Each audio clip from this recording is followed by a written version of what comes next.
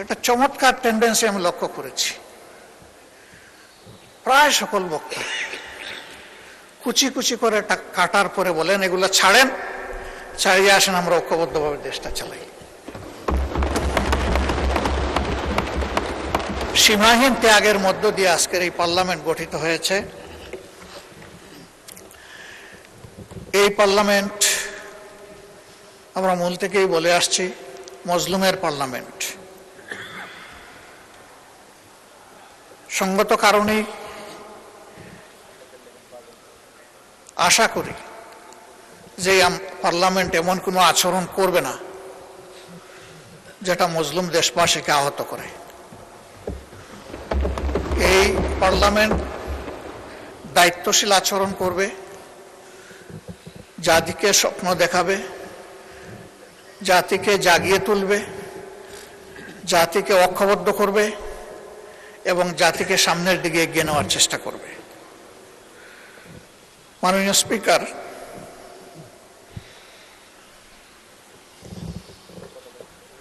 আমরা এই বাজেট অধিবেশনে বাজেট বড় না ছোট, বাস্তবায়নযোগ্য বা তার সামনে চ্যালেঞ্জ আছে, এর সংখ্যাতাত্ত্বিক অনেক বিশ্লেষণ আমরা করেছি। আমি ওই দিকে খুব একটা যেতে চাই না, কারণ এই ব্যাপারে বিস্তারিত আলোচনা হয়েছে। এই সংসদে আজকে আমরা যারা আছি, একসময় আমরা একদিকেই বসতাম, বিশেষ করে 2001 থেকে 2006, অল্প দুই একজন ছাড়া বা দুই একটি দল ছাড়া। এখন আমরা দুই অংশে সংযুক্ত, আমি বিভক্ত বলছি না, সংযুক্ত। কারণ কোনো যানবাহনে এক চাকায় চলে না। যানবাহন ড্রাইভ করতে হলে মিনিমাম 2টা টায়ার লাগে।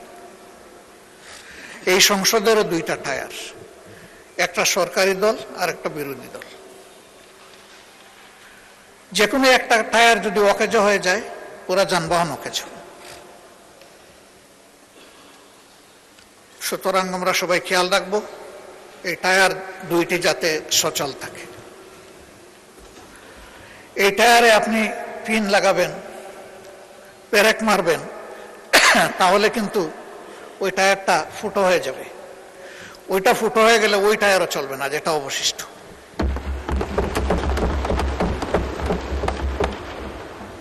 একটা চমৎকার টেন্ডেন্সি আমি লক্ষ্য করেছি।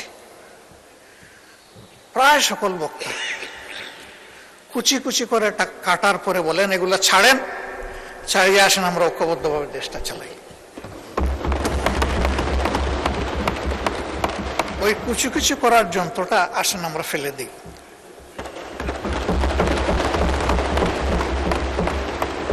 আমরা একটা বিউটিফুল ওয়ান্ডারফুল কম্বিনেশনে চলি।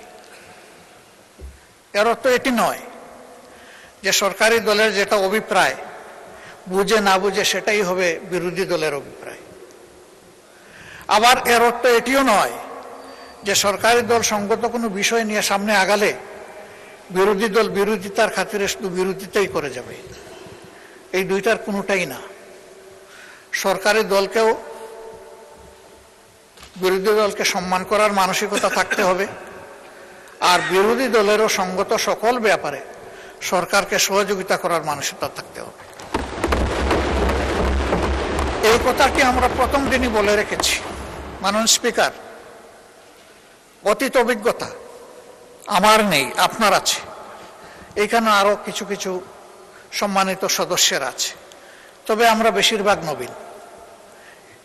নবীনদের অধিকার থাকে প্রবীণদের কাছ থেকে শিকার, কিন্তু আমরা মন্দতা শিখতে চাই না, আমরা শিখতে চাই ভালোটা।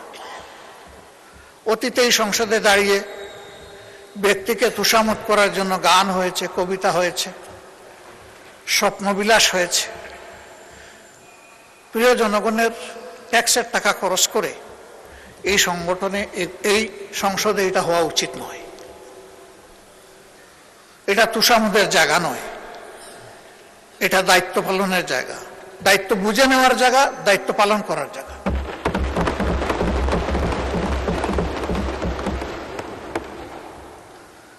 অনেক সময় ব্যক্তিকে খুশি করতে গিয়ে অন্যকে আবার বেশি করে আমরা আঘাত করে ফেলি। আমি প্রথম দিন আপনার মাধ্যমে অনুরোধ করেছিলাম অতীতের ব্যাড কালচারকে আমরা না বলি, বিশেষ করে এই সংসদে দাঁড়িয়ে চরিত্র হননের কোনো কাজ যেন না হয় এবং আপনি যেন এটা এলাও না করেন। অভিজ্ঞতা বলছে তার কিছু উন্নয়ন হয়েছে, কিন্তু পুরোপুরি শেষ হয়নি। আমি আশা করব এরপরে আর এটা কন্টিনিউ করবে না। মাননীয় স্পিকার, বাজেট মূলত একটি জাতির টিকে থাকার এবং সামনে এগিয়ে যাওয়ার চার্টার। আমি ধন্যবাদ জানাই মাননীয় অর্থমন্ত্রীকে সরকার গঠনের পরে খুব কম সময় পেয়েও একটা বিধ্বস্ত অর্থনীতির ধ্বংসস্তূপের উপর দাঁড়িয়ে তিনি সংসদে একটা বাজেট পেশ করেছেন।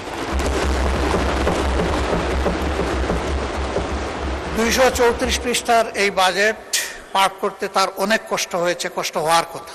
কয়েক ঘন্টা তাকে দাঁড়িয়ে বক্তব্য রাখতে হয়েছে।